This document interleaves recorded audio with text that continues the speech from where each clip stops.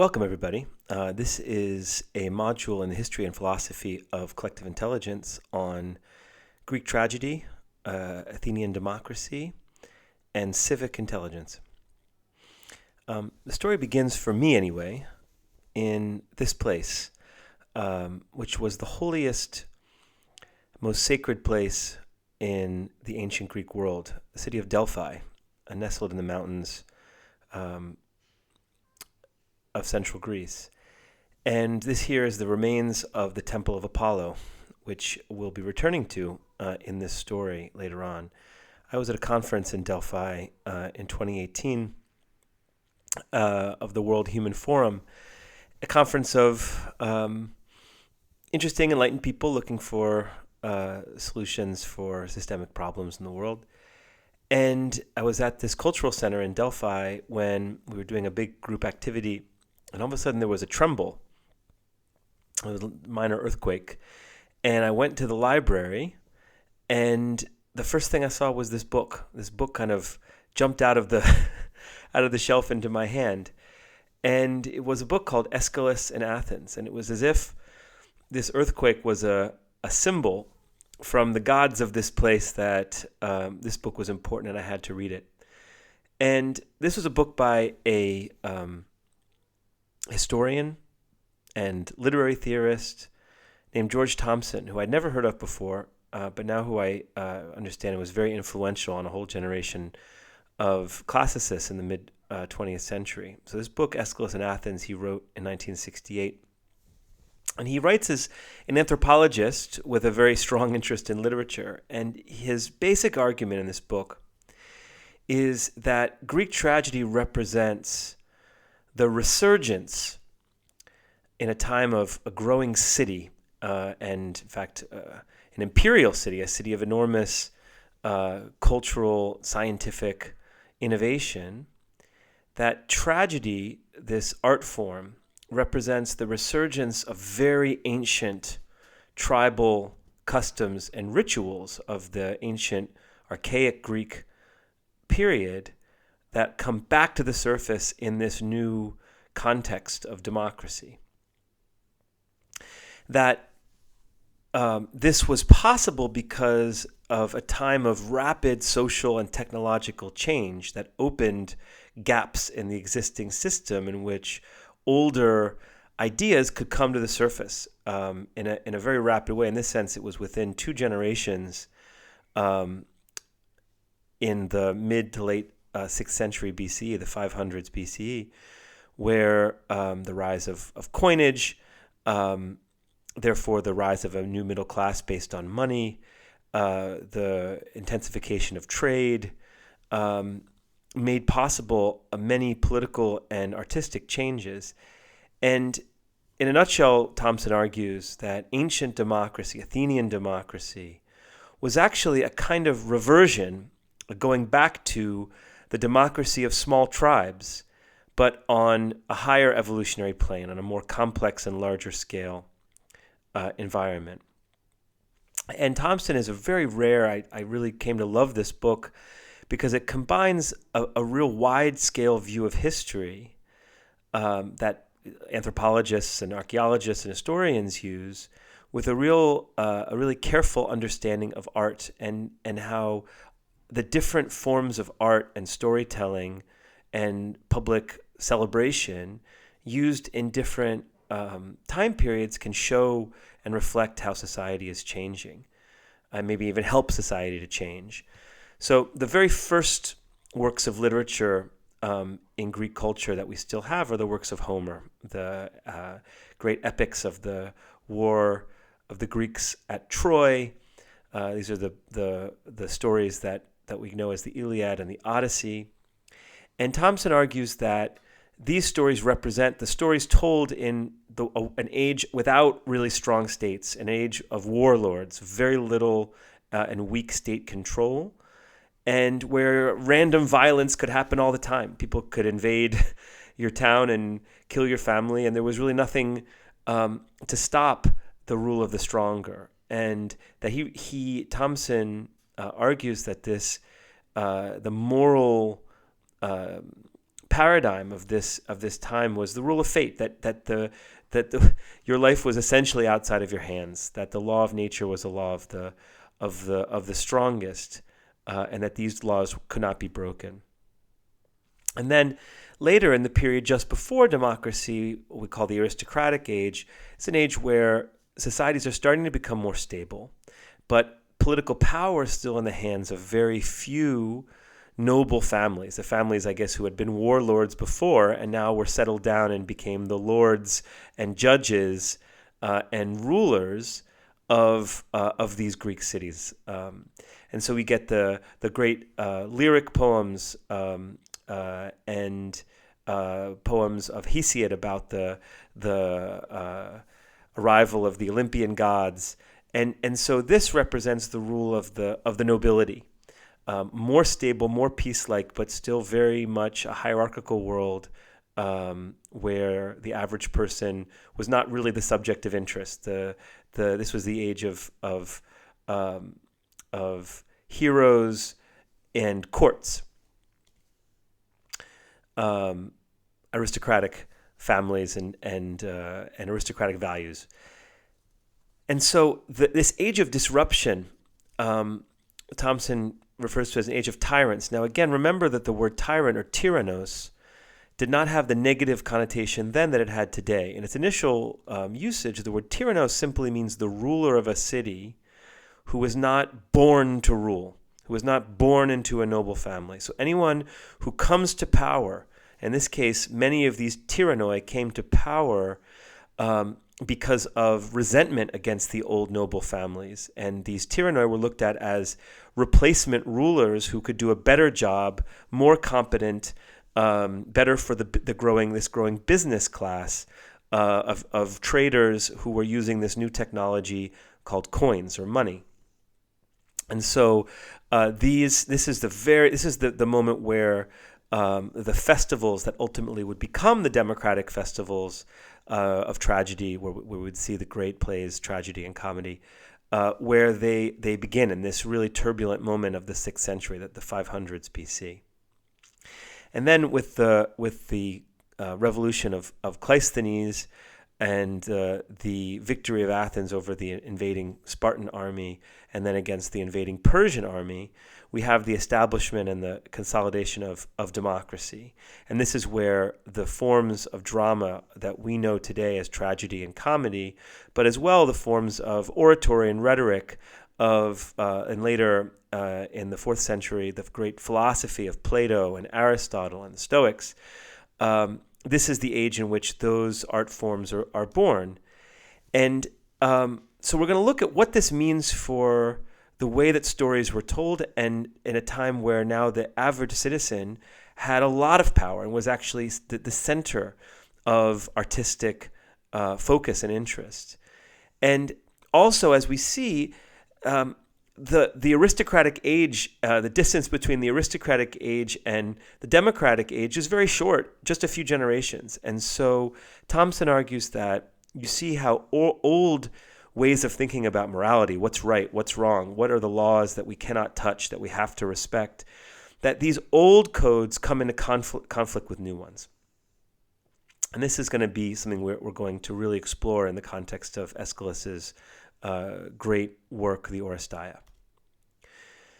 This is a time, again, where technology is driving change, just as it is today. In this case, the main technology, one of the principal technologies, was coins, which, again, changed how wealth could be stored and traded and concentrated, and therefore how political power could be created. The creation of a middle class, a trading class, who weren't born inheriting large farms or tracts of land. Also a time of rising military threats. To the east of the Greek world was a new empire, an empire that had been consolidated in the 600s by a king named Cyrus the Great. And under Cyrus, the Persians had expanded from a base in what is now eastern Turkey or Iran to all of what is today Turkey, all of what is today the Near East, Lebanon, Syria, Iraq, and all of what today is Egypt. And their empire stretched right to the coast of what today is Turkey here. Now, these cities in yellow here are all Greek cities. These are cities that speak Greek, and Athens is right here in red. Now, again, there is no Greek state. There's no prime minister of Greece. There's no president of Greece. Greece is just a collection of cities that speak Greek and pray to similar gods, but they're often at war with each other, fighting each other, sometimes working together. So Greece is just a collection of polis, one polis and many polis, around 1,000 polis at this time in Greek history. It's also a time of enormous intellectual innovation. In these cities on the edge of the Persian world and the Greek world on what's now Asia Minor, one city in particular, Miletus, right here, was a society that where some of the first scientists that later thinkers like Plato and Aristotle would refer to as the very first scientists, the very first philosophers, men like Thales and Anaximander, lived and did their work. And what was different about them, they weren't the first smart people in the world, and they weren't the first to study the world in a proto-scientific way. There was science from the Sumerians and Egypt and Babylon.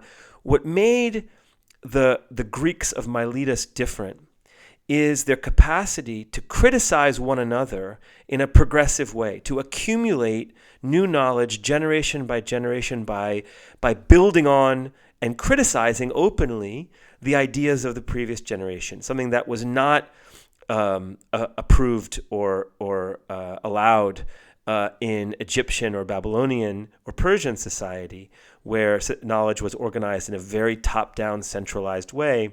Here, because the Greek world, again, had no ruler, had no one ruler, there was a natural environment within which decentralized knowledge, critical knowledge of that could be debated and compared was, and this is the beginning of what we can think of as a scientific method that we know today.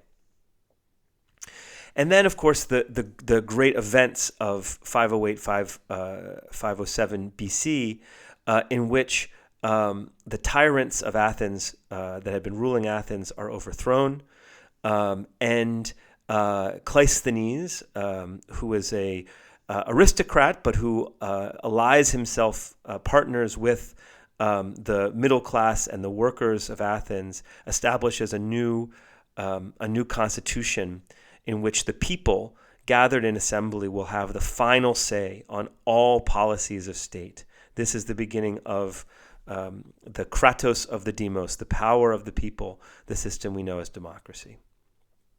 So we can ask, what do citizens need to know to make democracy work? How can a group of 50,000 people govern themselves? What do they need to know in order to make that work? Well, these are some of the things that I propose were necessary to make Athens function, and not just function, but succeed massively, and take a massive and massively grow its power and influence in this period of democracy.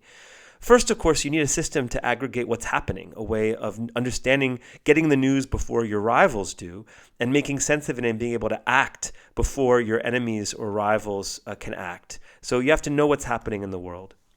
You have to have a wide range of domain expertise to know how to do things like build ships and navigate or conduct trade or manage the water supply.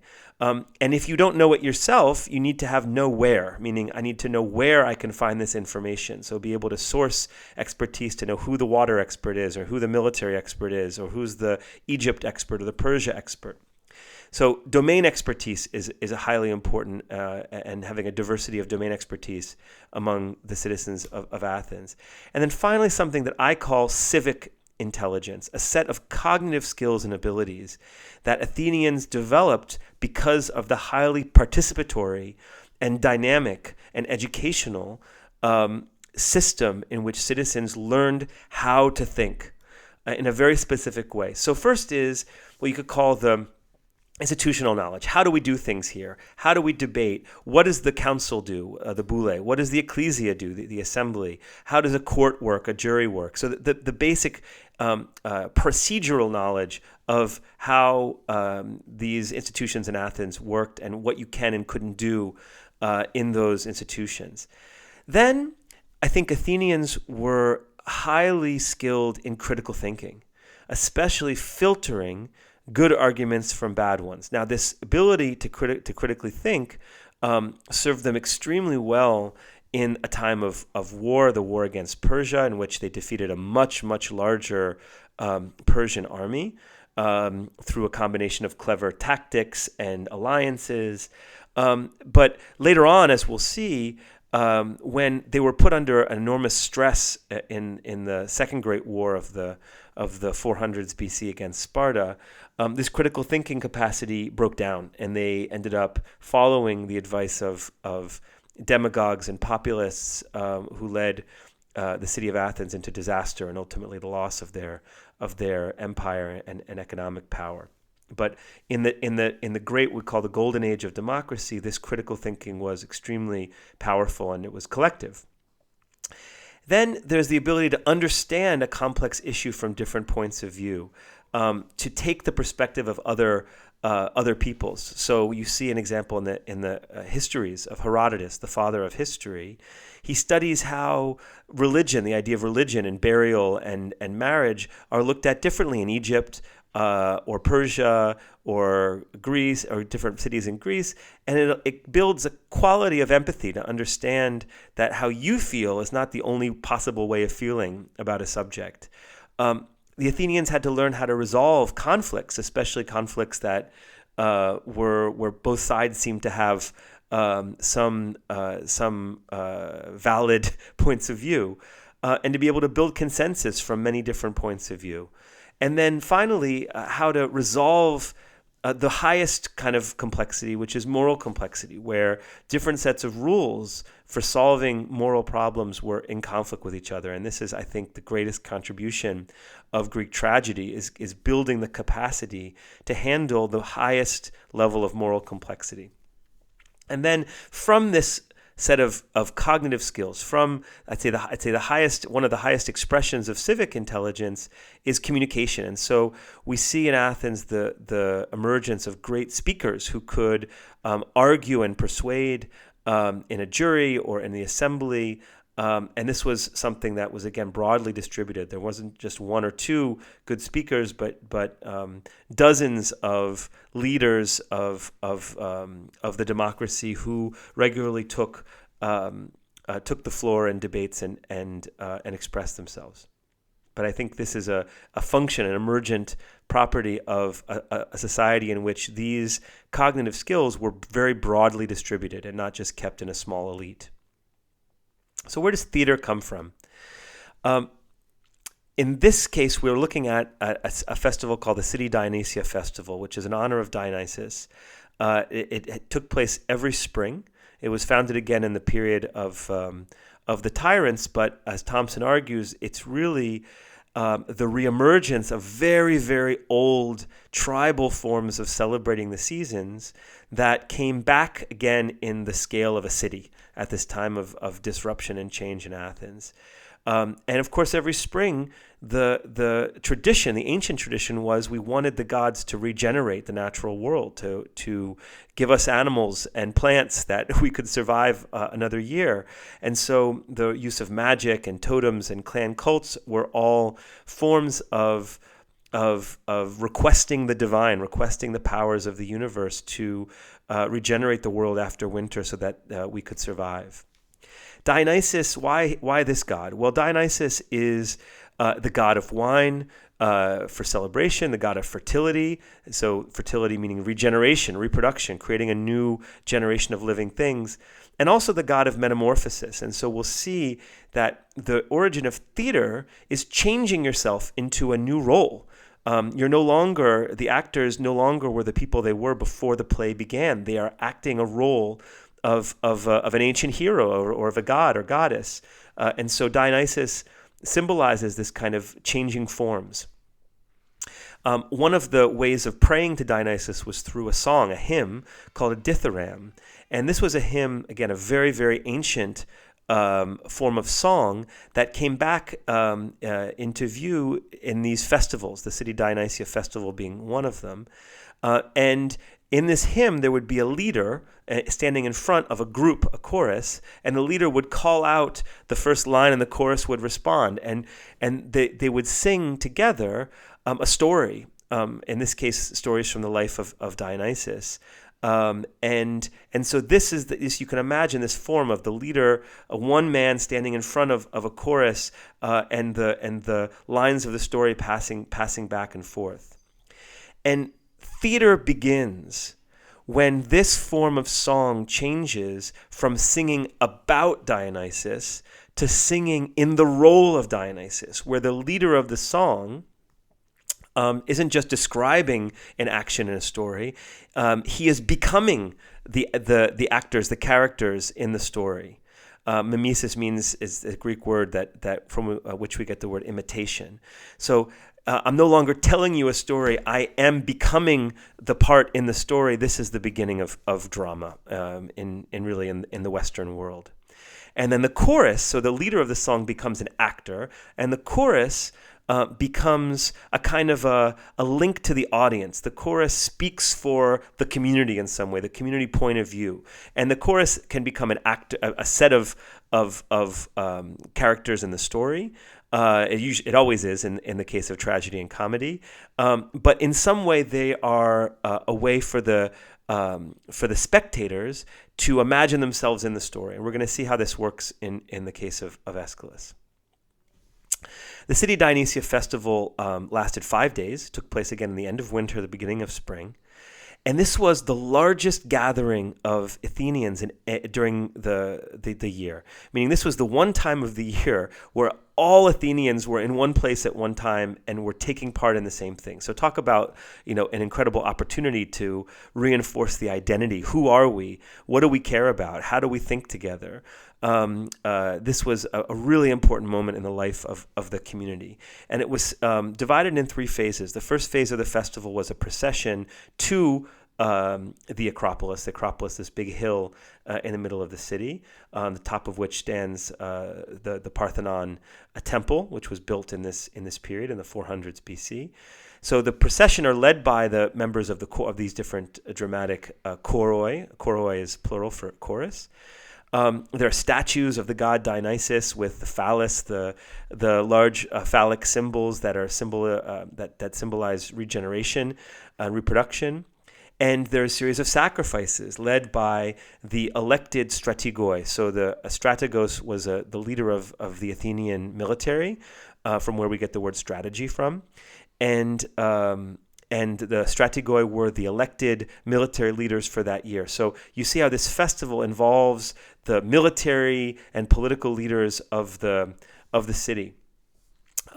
They gather in the theater of Dionysus here. This is a reconstruction of what the theater would have looked like for the agon. The agon is a Greek word meaning competition. And there were 3 playwrights, 3 authors of plays who would each put on a trilogy and with a chorus and actors.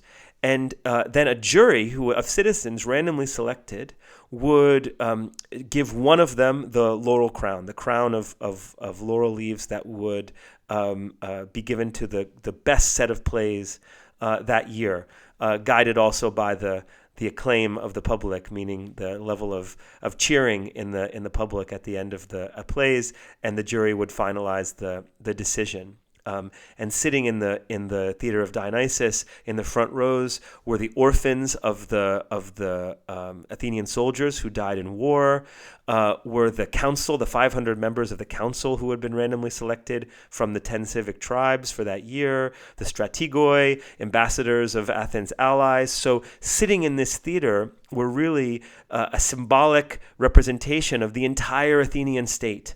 And everyone was seeing each other, and everyone was seeing each other watch this story on the stage. So it was really a powerful moment in the life of the community. And then the third step in the festival was a komos, the outgoing procession from the Acropolis back into the city, followed by a huge party where you can imagine the Athenians knew how to have a very good time. So now I'm going to tell you a little bit about Aeschylus. Aeschylus is born during the Athenian tyranny in the 500s, the tyranny of Pisistratus and his sons Hippias and Hipparchus. So he would have been born at a time where there were citizen juries and a citizen assembly and even a citizen council, we think, but without very much power. They had been created under Solon, a reformer of a previous generation, but it was the tyrants who had really the final say in the state. But the citizens in Aeschylus's youth were still gaining some practice in collective thinking, even though they didn't have yet political power. Then Aeschylus is a teenager when the Spartans invade. The tyrants the tyrant's brother is killed. The tyrants are thrown out, and Spartans are invade to try to reinstall. And then Cleisthenes and his allies win that struggle with Sparta, and Cleisthenes reforms the Athenian state to give primary and supreme power to the collective body of citizens.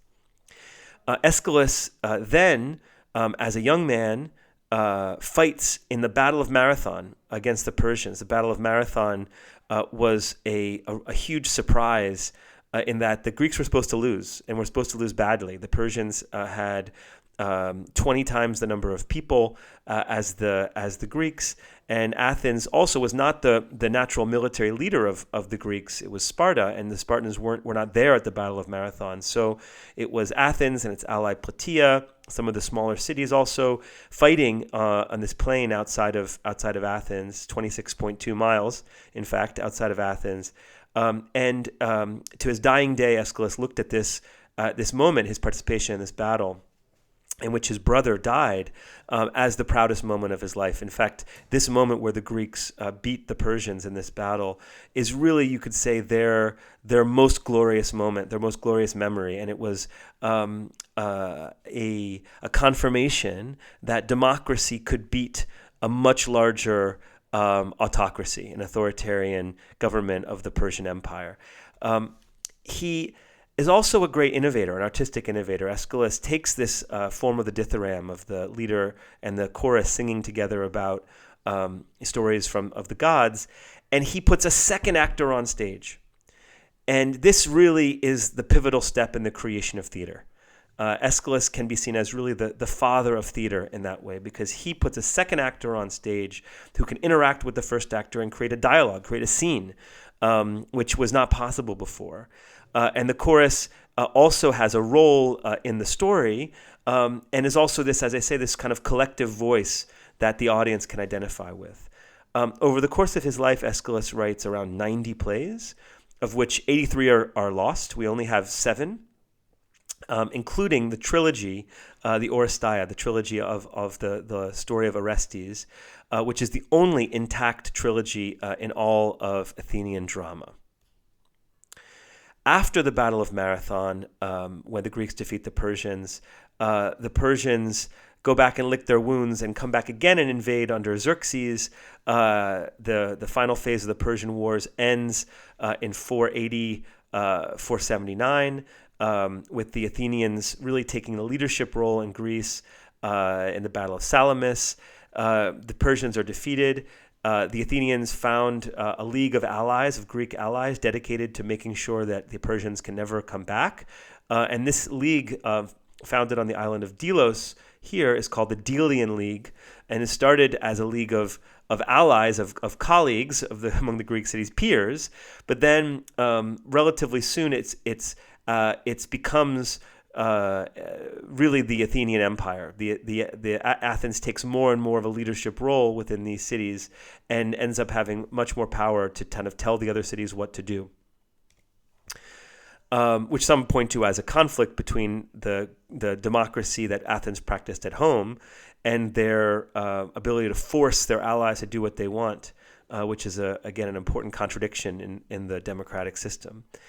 The 460s saw a series of reforms under a man named Ephialtes that really removed the final traces of aristocratic power under the system, and really completes this transition to democracy. And his protege named Pericles, Ephialtes, is killed, and Pericles takes leadership of his faction, his network, and his protege Pericles ends up playing the leading role as a citizen. And Strategos, he's elected again and again and again. He doesn't have any formal power beyond that of a Strategos, but informally he becomes the first citizen, the leading citizen of the Athenian state in its full democracy. Right in this time is when we have the debut of Aeschylus's Oresteia. And if you gave me a time machine to go anywhere in all of human history, I think this would be my first stop. I would go to the debut of the city Dionysia, 458 BC. The 450s also see, as I say, the consolidation of Athenian power in this Delian League. The treasury of the league is moved from Delos to Athens in the 450s. Athens also tightens its citizenship rules so that these incredible benefits of democratic citizenship are kept to only the sons of both an Athenian mother and father. And this is seen as kind of a blow against the aristocrats, many of whom married or took wives that were from other Greek cities, among other aristocratic families. So this was another potentially a political move against the aristocrats. And then really this is a period of one of the most special flourishing of culture, the creation of the Parthenon by the architect Phidias under the leadership of Pericles. The systematization of medical study under Hippocrates. Doctors to this day still take an oath named after Hippocrates. Hippocrates was a real Athenian working in Athens at this time. People were coming all from all over the Greek world to Athens to teach, including a network of teachers we call sophists, who taught the art of public speaking, and some of them also taught scientific knowledge and poetry and art. This is also when a young man named Socrates starts debating in the Agora with the sophists. Sophists were taking money for their teaching, and Socrates would teach for free and would ask questions to people passing by about knowledge and about courage and virtue, and he became one of the most famous thinkers and teachers of the time. And tensions also rise as Athenian power grows. Tensions rise with their great rival Sparta. In 431, war finally breaks out with Sparta, despite the efforts of Pericles to create a defensive strategy that of long walls between Athens' center city and its port that would protect Athens and make it futile for any land army to invade Athens. Despite this defensive strategy of Pericles, Athens finally does invade in 431 BC, and this is really the end of the Golden Age, because from 431 until 404 is a terrible, catastrophic war between Athens and Sparta, which ends with Athens' defeat by Sparta. But the Athenian democracy goes on for another almost 100 years. And in this period of the war is the birth of Plato, and we'll see how Plato comes to dominate 4th century intellectual life and is still maybe the most dominant figure in philosophy to this day. So this is the golden age of Athens, and this is the world in which Aeschylus's plays were first seen by an audience. I'm now just going to finish this video by reading a little bit from the introduction to the Oresteia that I'm holding in my hands by a great translator named Philip Vellacott. Here's what Vellacott says. The plays of Aeschylus were all written within some 30 years after the Battle of Marathon, while the new Athenian democracy was bursting into full life and preparing with boundless confidence to take upon itself the leadership of the Greek world. Aeschylus and his contemporaries had spent their youth amidst tyrannies, revolutions, and wars. They were now called upon to govern, to judge, and to legislate. The new moral responsibility of the ordinary citizen was fully accepted and deeply felt. No important burden was delegated either to aristocrats or to officials. The citizens themselves decided in person, by a majority vote all judicial and political questions. One problem, therefore, occupied their minds insistently. What is justice? How do we know what's just? And what's the relationship of justice to vengeance? The problem was complicated by the fact that religion, which traditionally was looked to as the source of all information about right and wrong, well, their religion spoke with a divided voice. In fact, you could say that there were two religions that were inextricably mixed, the old and the new. And now, in the next video, we're going to tell you about the story of the Oresteia.